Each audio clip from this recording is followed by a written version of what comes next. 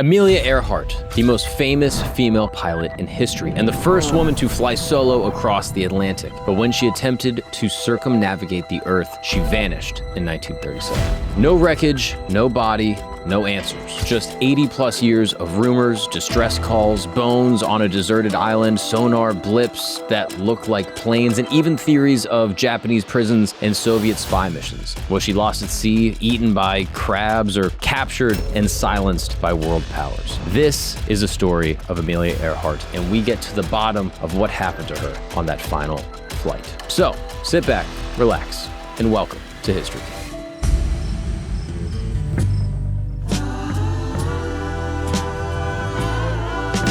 What's up, people, and welcome back to History Camp. My name is Mark Gagnon, and thank you so much for joining me in this beautiful tent where every single week we explore the most interesting, fascinating, controversial stories from all history, from all time, forever. That's right. Crazy things that have happened, crazy people that lived them, and we get to the bottom of everything. This is my place where I try to figure out everything that's ever happened.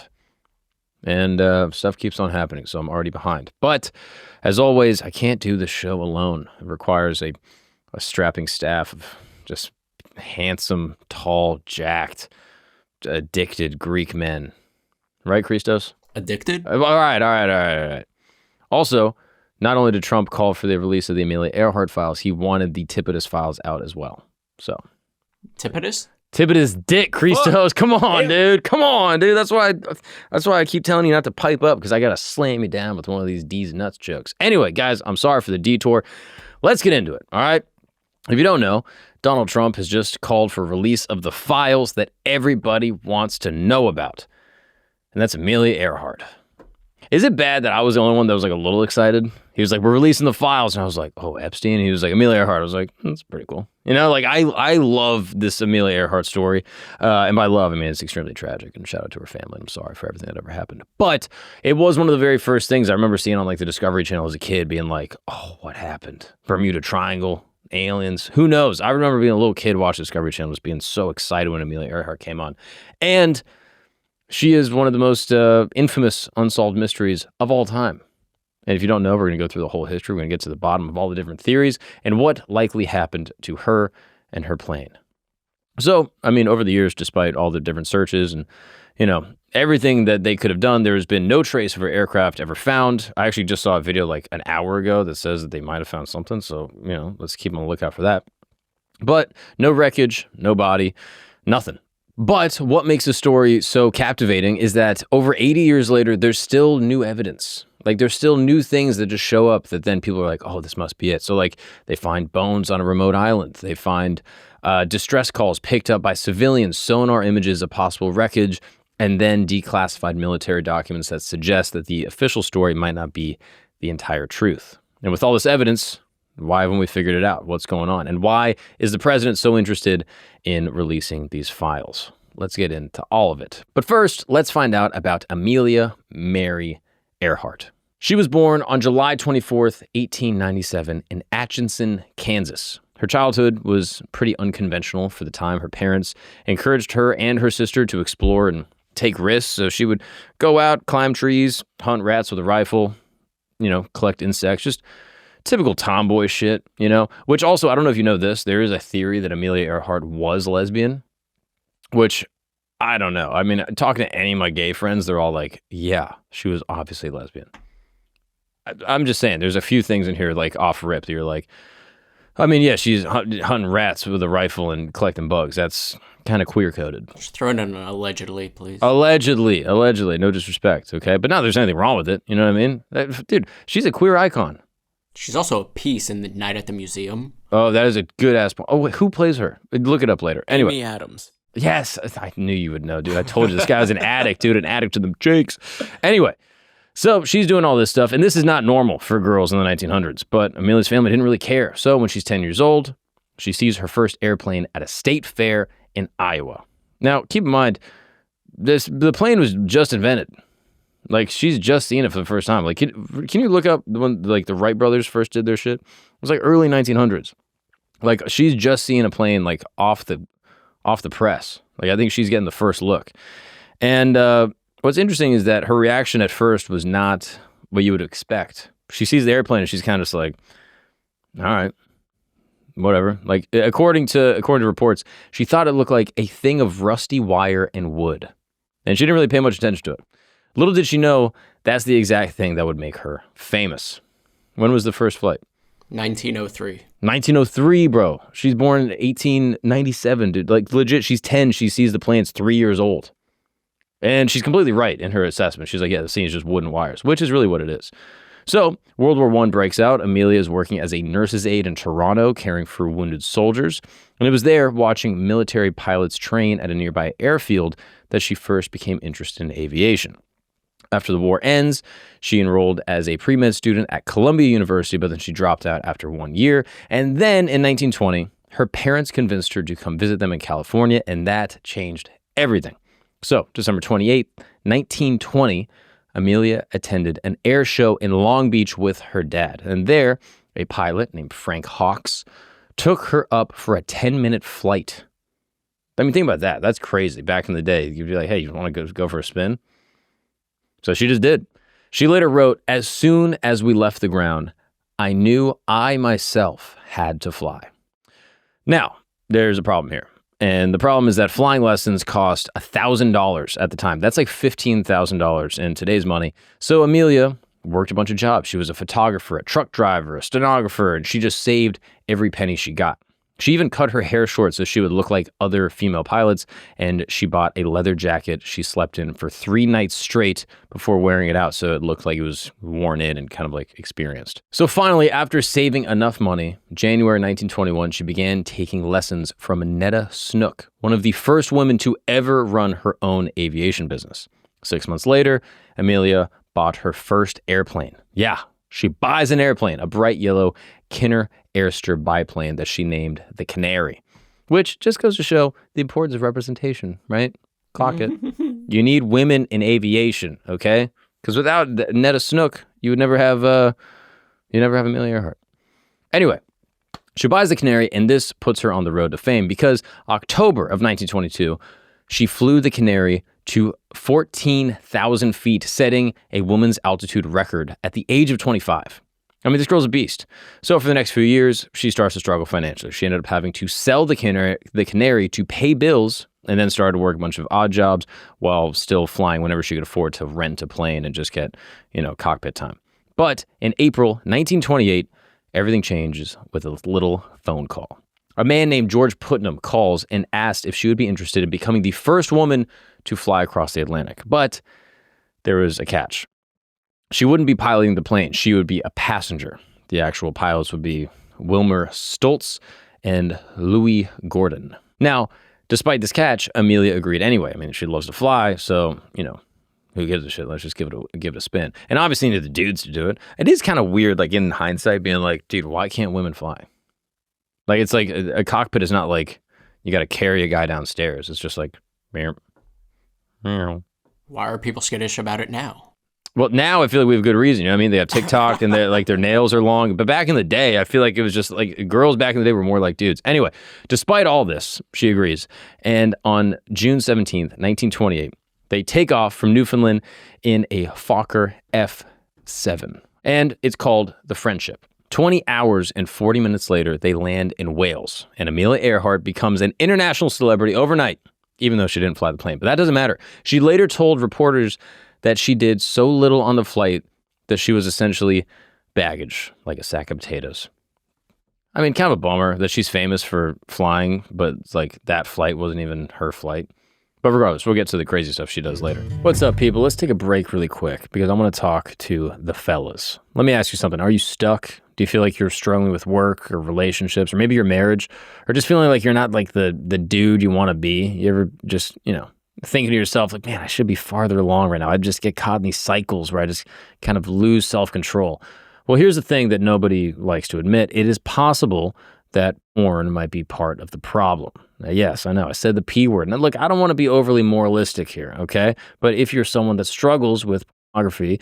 And, research has shown that regular porn users actually leaves men feeling more anxious and less connected and ironically less satisfied. And then it creates a cycle that then you got to be a little secretive about. And you tell yourself like, oh, I'll quit. And then you come back to the same cycle and now you're in a trap. Well, that's where Relay comes in. Relay is a therapist-backed app with actual clinicians designed to help men quit pornography and actually feel better and get control of their lives. And the difference with Relay is that you're not doing it alone. With Relay, you basically join a small group of guys that are kind of on the same road. They're sharing accountability and encouragement and actual tools to help when triggers hit and you're feeling, anxious or alone.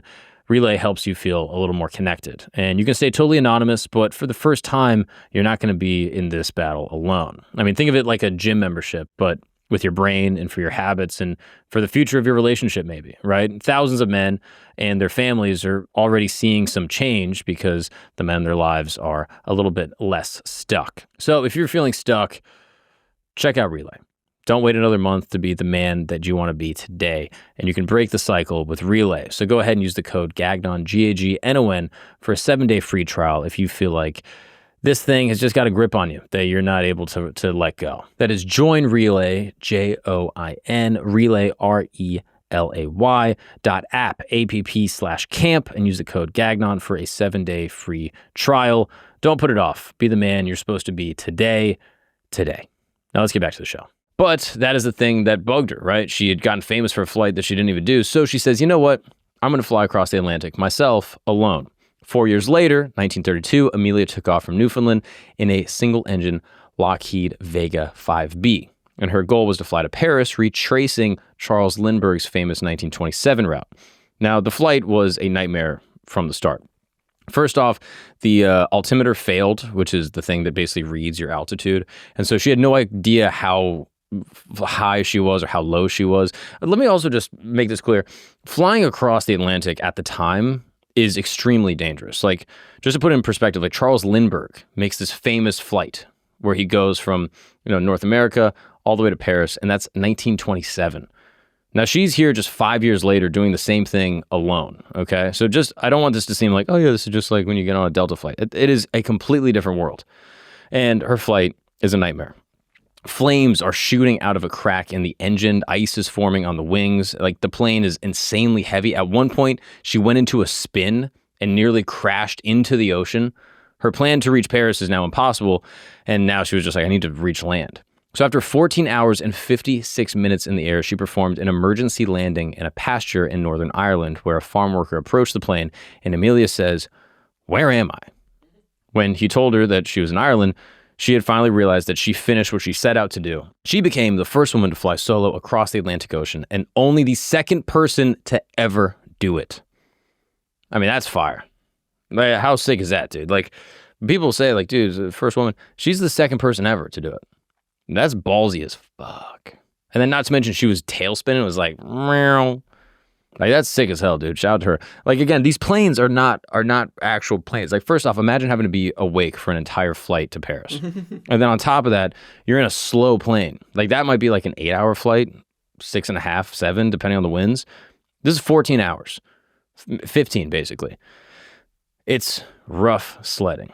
And she does it. And then when she arrives home, the awards start flooding in. She received the Distinguished Flying Cross, the Cross of Knights of the Legion of Honor from France, and a gold medal from the National Geographic Society. She was meeting with presidents, she's meeting kings, she gave lectures across the country. And get this, George Putnam, remember the guy that gave her the call in 1928 and was like, hey, I'll fly you over there? He becomes her husband in 1932, just a year before the flight. Just like a little fun fact. There's also an interesting thing with this. This is why other people think that she was a lesbian. Amelia wrote George a letter before getting married expressing that she wanted to have an open relationship, which at the time was insane for anyone to do, much less a woman to suggest it to her husband, which is, again, is just a lot of people have said that this is like very queer coded. You know what I mean? Like, why would a woman that's happily married or like interested in men and, not be interested in monogamy? It's like, okay, well, she wanted to do something on the side. Or she was just an alpha and was just trying to get it from every which direction. Literally in the letter, she writes, On our life together, I want you to understand I shall not hold you to any medieval code of faithfulness to me, nor shall I consider myself bound to you similarly. Basically like, yo, all that old shit of like you only banging me only banging you, we're not doing that. If we can be honest, I think the difficulties which arise may be best avoided should you or I become interested deeply in anyone else. Gay. She says a bunch of other stuff. Please don't interfere with others' work or play, nor let the world see our private joys or disagreements. In this connection, I may have to keep some place where I can go be myself now and then, and I cannot guarantee to endure at all times the confinements of even an attractive cage. I mean, kind of wild. Ballsy for a girl. I mean, low-key, huge fan of Amelia Earhart. Like, at this point, I'm like she's like the sickest. Like, that's fucking, she's a beast. Anyway, over the next few years, she continued pushing the boundaries, but the sad reality is that flying wasn't cheap, and soon after making all of these achievements, she found herself once again short on cash. So, in order to ensure that she didn't just, crash and burn, she and her husband turned to fashion. In 1933, she starts a clothing line in her suite in New York's Hotel Seymour. Her workspace only included like a sewing machine and a mannequin, and she only had one seamstress to help her, but she brought her fashion line to life. The clothing line included 25 outfits, dresses, skirts, pants, jackets, all that. Each item had a tag with her signature in black writing, overlapping a plane darting from left to right. Like the OG influencer. She's like, yo, we got merch. At the time, most women were wearing dresses or like clothing that was like one full piece, but she marketed her items as separates to women, which allowed for women to wear different tops, bottoms to accommodate a bunch of different, figures and then styles, all that stuff. And the line wasn't majorly popular, but it sold in a few department stores like Macy's, although it's still, it reinforced her image as like a modern, independent woman. And then 1935, she's back to flying. She gets some cash and she says, you know what? I'm going to be the first person to fly solo from Hawaii to California, which is a longer and more dangerous route than the Atlantic. There were no ships or islands along the way to be like emergency landing spots. It was 2,400 miles away, and she navigated using only a compass and the stars, and this was an 18-hour flight. Now, soon after, Purdue University gave her a job as an advisor in aeronautics, and with the help of Purdue president Edward Elliott and a benefactor named David Ross, the university set up a research foundation fund for aeronautics, which the university then used to purchase Amelia a new plane for research. This plane was a Lockheed Electra 10E, and Earhart called it a flying laboratory because the plane was, basically, it was used for research, not just breaking records. But Amelia had one goal left, and it was the most ambitious one she ever thought of. She wanted to fly around the world at the equator, 29,000 miles, the longest possible route on planet Earth. Several pilots had flown around the world before, but nobody had attempted it at the equator because the distance is just too far. So Amelia spent months planning the circumnavigation. She knew she needed a navigator with extensive experience in celestial navigation and radio, so she chose Fred Noonan, a former Pan Am navigator who had helped map many of the early Pacific routes. Noonan was widely considered one of the best celestial navigators in the entire world, but he also had a little bit of a reputation for, hitting the bottle sometimes, you know what I'm saying? So not ideal for a navigator. Some guys like, yeah, go over this way. And so people were concerned. But either way, on March 17th, 1937, they took off from Oakland with additional crew members Harry Manning and a tech advisor, Paul Mantz.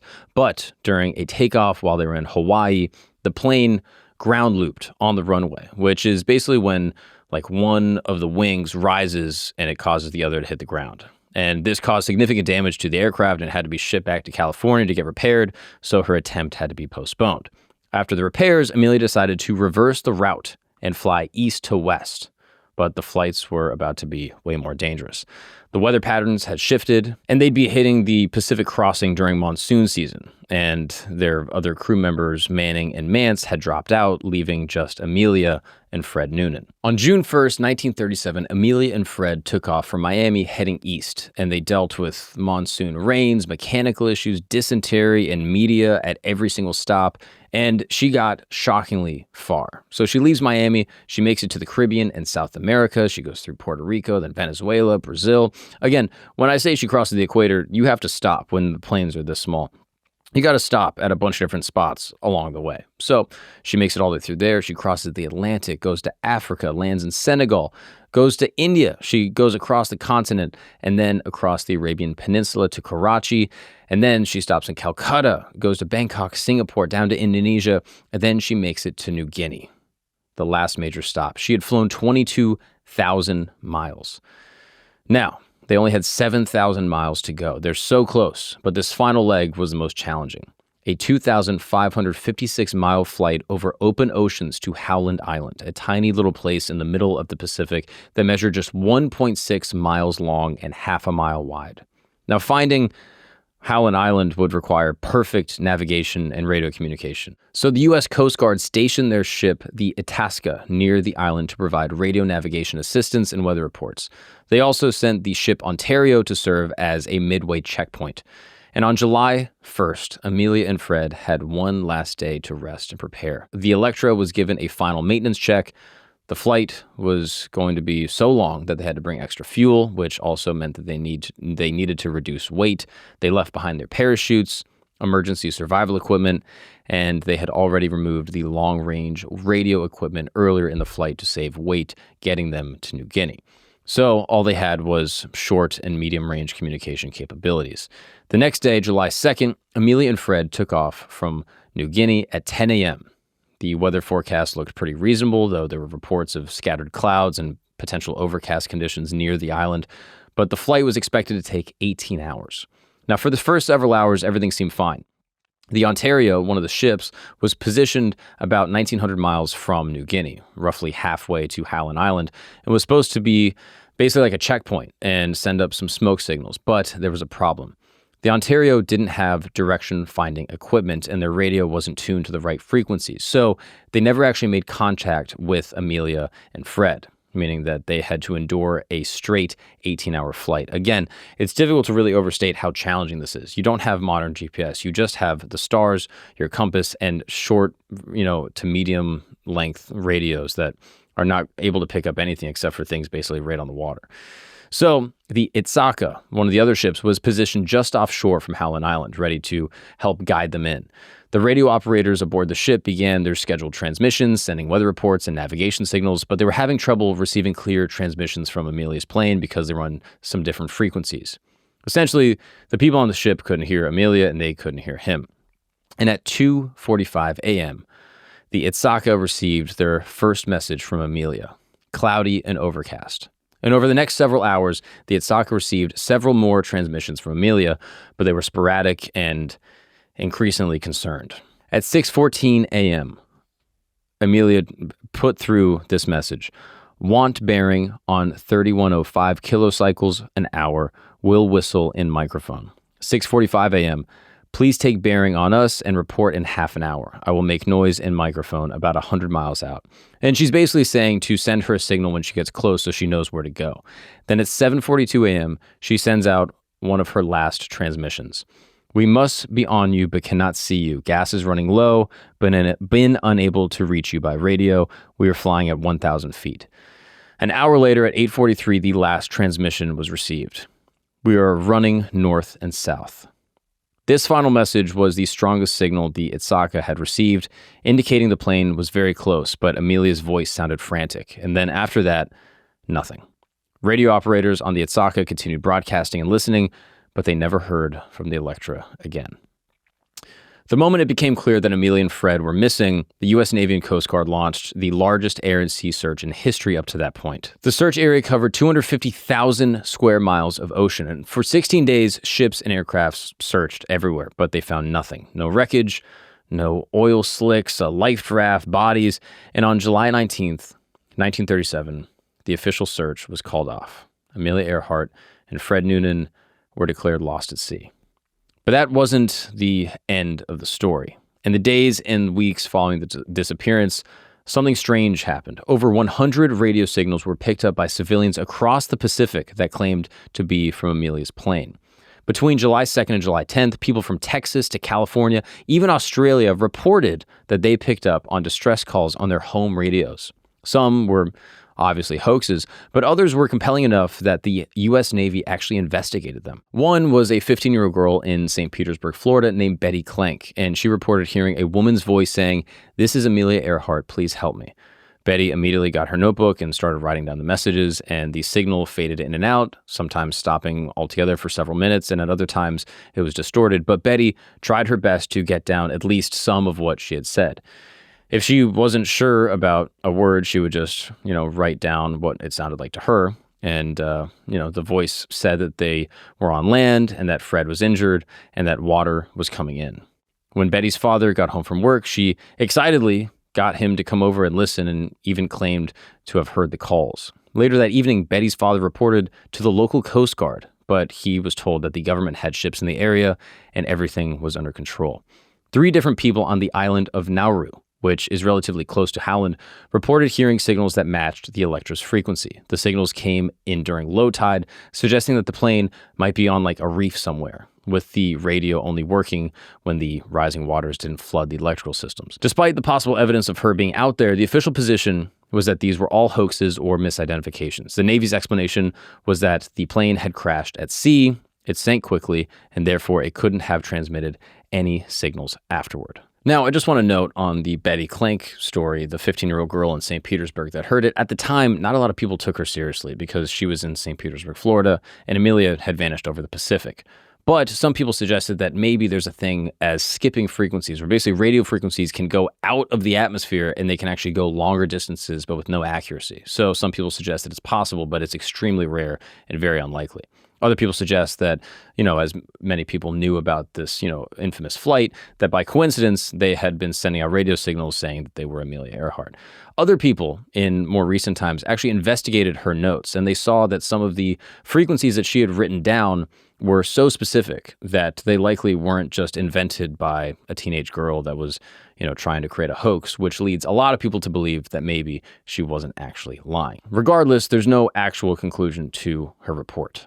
But the official conclusion came on January 5th, 1939. After 18 months of being missing, Amelia Earhart was officially declared dead. The official conclusion was that the plane crashed in the Pacific, they ran out of fuel, they sank.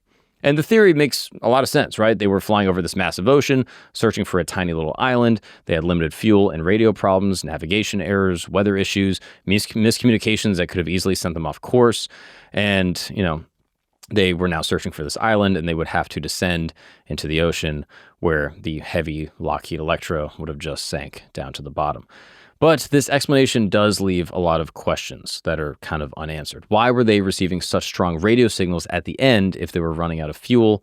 Why did civilians continue picking up distress calls for many days afterwards? And why, with all the search effort and advanced technology over the decades, has nobody actually found any definitive wreckage, even fragments? Well, this is where the theories abound. The most famous and researched alternative explanation is the Nikomomoro castaway theory. Now, Gardner Island, now called Nikomomoro, is a small, uninhabited coral atoll about 350 miles southeast of Howland Island. The theory suggests that Amelia and Fred, unable to find Howland, headed south and landed on Nikomomoro's flat reef during a low tide. Now, a group known as TIGHAR, the International Group for Historic Aircraft Recovery, has led numerous expeditions to the island since 1989, and they've actually found some strange evidence. They found aircraft aluminum fragments that matched the Electra's construction, a piece of plexiglass that matches the plane's windows, and even a jar of freckle cream, similar to the one that Amelia would have used. Now, in 1940, just 3 years after Amelia disappeared, a British colonial officer found human bones on the island, but the bones were examined briefly and dismissed as belonging to some unknown male. However, in 1998, researchers reanalyzed the original bone measurements using modern forensic techniques, and the results suggested that the bones were more consistent with a woman of European descent who was around Amelia's height and build. But there's also an issue with this discovery. If a body decomposes down to bones, you should have a somewhat large pile of bones, but there were barely any around. But what was around was coconut crabs. Now, coconut crabs are the world's largest land crab, some weighing over 9 pounds, and the claws were so strong that they can actually crack coconuts open, hence the name. Now, the Nikomomoro has a large population of them, and this theory suggests that if Amelia or Fred died on Nikomomoro as castaways, the crabs would have gone quickly and consumed all the remains, probably dragged bones into, the nearby jungle, off to the sea, and basically, taken away all the remains that would have actually been there. Now, this could explain why researchers found only partial remains and why no complete skeleton has ever been discovered. Then, in the 2000s, TCAR researchers actually staged experiments on Nikomomoro by placing pig carcasses on the island. And within days, coconut crabs had dragged the bones considerable distances and into their burrows, showing that Amelia's body could have been done in the same way. Now, there's another theory that's a little bit more crazy. The Japanese capture theory. Now, this suggests that Amelia and Fred crashed near or landed in the Marshall Islands, which were controlled by Japan at the time. The theory claims that they were captured by the Japanese military, who suspected them of being spies for the United States, and they were either imprisoned or executed. Several pieces of evidence support this theory. In 2017, a photograph surfaced that allegedly showed Amelia and Fred on a dock in the Jalut Atoll near the Marshall Islands. Now, the photo shows a woman sitting with her back to the camera who appears to match Amelia's body type and a man who resembles Fred Noonan. Some say they were taken to Saipan and they died in captivity. However, experts who analyzed the photos couldn't definitively confirm that it was actually them. Now, multiple people from the Marshall Islands have claimed over the years that they saw a female pilot and a male navigator crash or be held by Japanese forces. Now, Josephine Akiyama was a 12-year-old schoolgirl in Saipan at the time of Earhart's disappearance. She claimed that she saw a white woman with short hair and a tall man being escorted by Japanese soldiers and described the woman as looking sad and out of place, specifically because she was wearing trousers, which was very strange for women, specifically in that area of Japan at the time. Now, Manuel Aldan reported that he saw two foreigners, a man and a woman, under guard by the Japanese military around the late 1930s, and he believed they were taken to a prison in Garapan, a main town in Saipan. And it's not just civilians who had claimed to have seen them. After Americans captured Saipan in 1944, several Marines came back saying that locals told them about a foreign female pilot and her companion who had been in prison there before the war. But one of the most famous stories to make it back is the story of Robert Wallach. What's up, guys? I'm on the road. I would love to see you guys there. Obviously, if you don't know, I'm a stand-up comedian, and stand-up comedy is my passion. It's the thing I love to do, and seeing you guys all come out to the shows truly makes my life. I hang out after the show and say what's up to everybody, so if you want to come through, check out the show, say what's up to me. It would mean the world. You can see me at all these dates and more on my website, markagnonlive.com, and I'll see you guys on the road. Now, Robert and his team were in what looked like a Japanese municipal building in Saipan, and they found a briefcase in the rubble of a safe that they had blown open. Inside the case were maps, passports, permits, reports, all kinds of things connecting right back to Amelia Earhart's final flight. Now, Robert's Marine pals told him he should give it to an officer since it seemed super important, so he took it to an officer, and the officer gave him a receipt for the material and stated that it would be returned if it wasn't important. 9 months after discovering the case and all the files that were in it, he was shipped to Guadalcanal to prepare to fight on Okinawa. But shortly after the start of the battle, he was shot in the leg, and his bloody clothes and the belt containing his personal items and the receipt from the naval officer were cut from his body before he was rushed to a hospital ship offshore, leaving the receipt and the only evidence of an Amelia Earhart case on the island. Now, of course, there's no definitive proof of this briefcase existing beyond it, just being like a crazy war story. But if it's true, why has the stuff in the briefcase not been released? The main problem with this theory is the lack of Japanese records. So after World War II, researchers searched through, captured Japanese military documents, but they found no mention of capturing Amelia Earhart. It's possible such records were destroyed or classified, but without documentation, this theory just continues to be speculative. Now, a lesser known theory is the Soviet spy theory.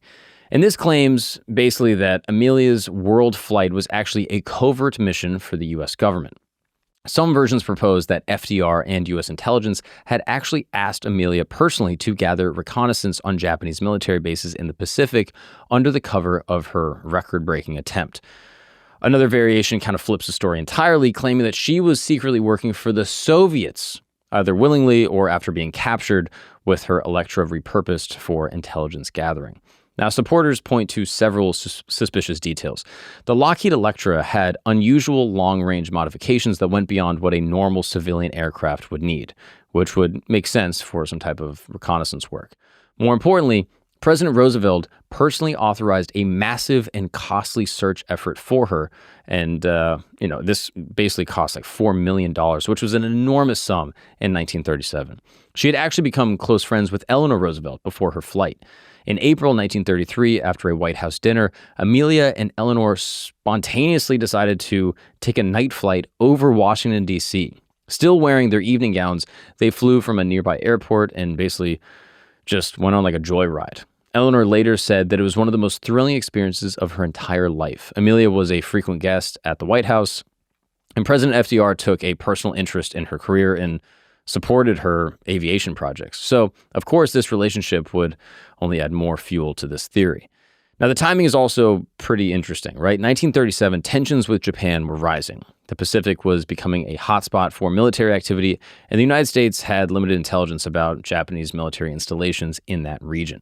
However, Amelia's flight path would take her directly through areas where Japan was secretly building up military forces in violation of the international treaties of the time. So, her navigational errors could have been intentional deviations to photograph or just personally observe these military installations.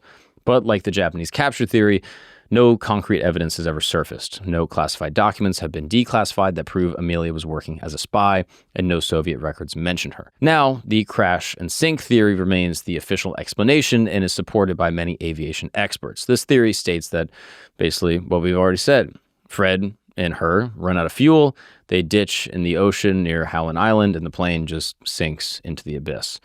Now, the area around Howland Island is extremely deep, about 16,000 feet in some places. So this aircraft, the Electra, is extremely heavy and would have just sunk like a rock and could potentially be at the bottom of the ocean and probably covered by ocean floor. Recent expeditions have used sonar to scan the ocean floor near Howland Island, but again, nothing conclusive has ever been found. Until 2017, new discoveries were made.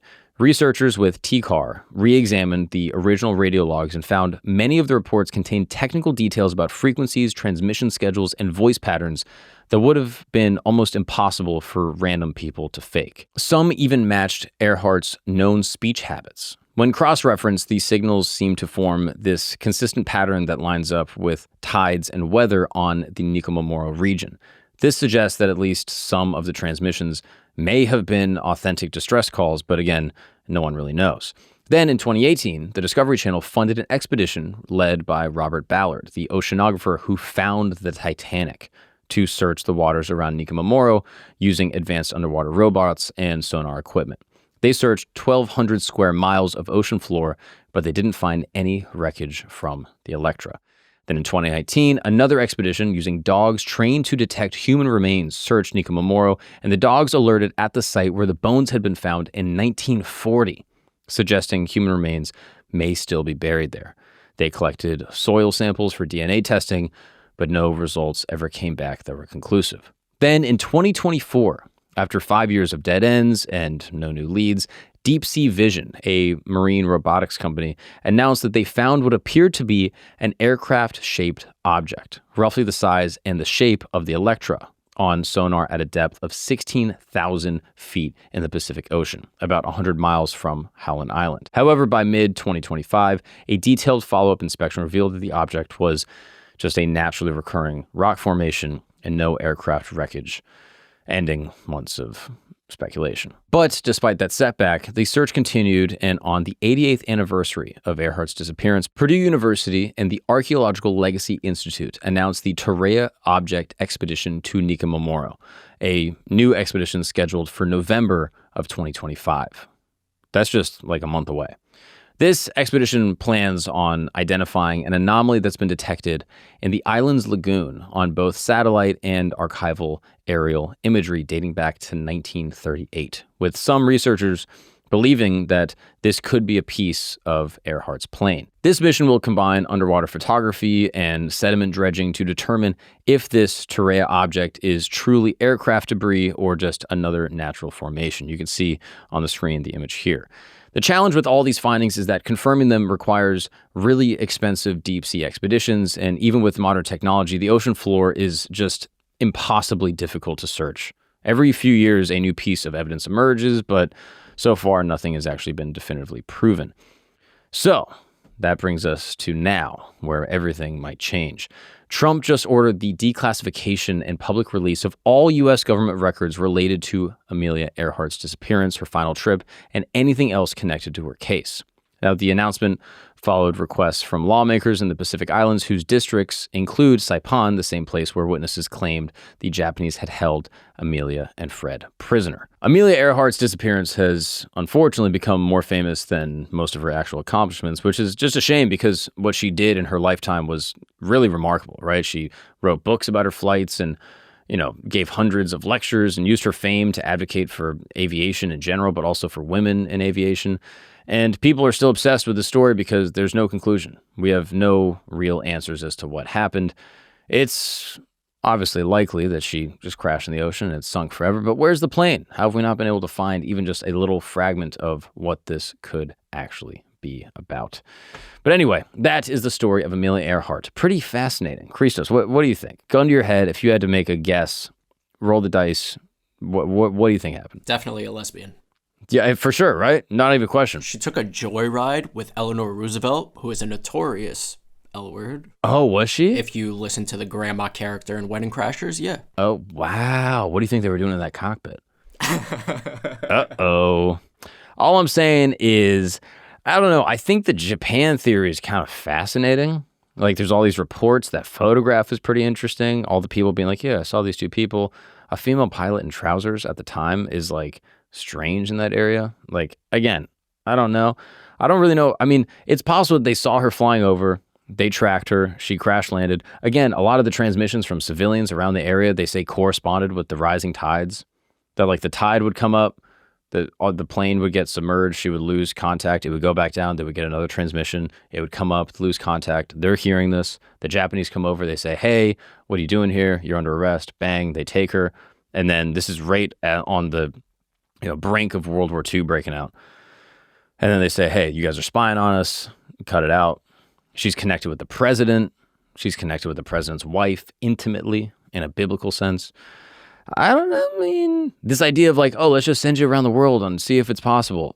It does kind of sound like a CIA mission. It does sound like the government's trying to collect secrets. But we got our get back. We did get our get back. I wonder if they saw Amelia Earhart and they're like, oh, Pearl Harbor. I wonder if that's where they got the inspiration from. They're like, dude, crash land a plane? Genius. Do you know those are female pilots for the Japanese? Fun fact. I don't know if that's true. I made that up. But it is one of those things. I'm like, it's possible. It's possible. I don't know. I find that very interesting. Obviously, the most obvious thing is like, yeah, they ran out of fuel. They crashed. They sank. That's it. Bada bing. She tried to swim for a little bit. That was it. It's possible. I get that. But there's still a little part of you that's just like, dude, maybe the Japanese got her. The human remains thing on Nico Memorial Island, I'm like, maybe she died as a castaway. I kind of doubt it. I don't know why. I'm like, I feel like, I don't know. I like the Japan theory the most. I like the Japan theory a lot. The Nico Memorial Island is like, maybe. Again, I'm just like, yeah, if you just land there, you're just stuck. You're like, yeah, we're absolutely screwed. We're so far off. But they must have like searched that island in the search effort, right? Like it was a massive expedition and that island is not that far away. They probably would have searched all the possible atolls and like the little, rocks or reefs that were sticking out of the water. So I'm like, I kind of doubt that. I don't know. See, it's so fun because all of them you're like, they're kind of equally possible. Minus the sink and, the crash and sink theory, which is the most likely. The snow crabs. They're coconut crabs. Coconut crabs. Come on, snow crabs. What is that, dude? I'm hungry. It's late. I know. Jeez. What do you guys think? I mean, you listen to all the evidence here. Maybe you know more about this than I do. Maybe you read a book about it or something. What do you think? Drop a comment. If there's any theories that I missed, I would love to know what your theory is. And yeah, just let me know what you think. I will read all of them because for whatever reason, this thing just gets me going. I'm genuinely so curious. Let me know if there's anything I missed or anything I got wrong. Please drop it in there. Fill in the blanks for me. And if you enjoyed this episode, check out, Camp Gagnon, where I do a bunch of interviews. You can check out Religion Camp. You can also check me out on the road, Mark Gagnon Live. I'm coming to a bunch of cities. And if you have a theory that's really good, just tell me in person. Just come out to the show, drop it on me. Also, the top comment on this video and all the videos going forward, we'll be getting free merch. Yeah, you're getting merchandise from the History Camp website. Camp R&D, all that good stuff. You can check it out in the description. Anyway, thank you guys so much for joining us for another episode of History Camp, and I will see y'all in the future to talk about the past. Thank you all so much. See you next time. If you've made it to the end of this episode, that's because you rock with us, and for that, we rock with you. You are sophisticated, you enjoy honest, true communication, a highbrow type of person that understands this. History is not just dates and names, it is a tapestry of human triumph and tragedy. From the day Nostradamus made his first prophecy to the morning Paul Revere took his midnight ride, from ancient oracles to modern revolutionaries. That is why I need you. If you have not already, please sign up for Today in History, our free newsletter. Today in History brings you the stories that matter, the moments that changed everything, and the secrets hidden in time. Join thousands of history enthusiasts who get their daily journey through time. Don't let another day of history pass you by. Take the conversation to your inbox. Sign up now through the QR code or link in the description. Today in History, because history's stories shape tomorrow's world. Thank you for watching the episode. We'll see you next time.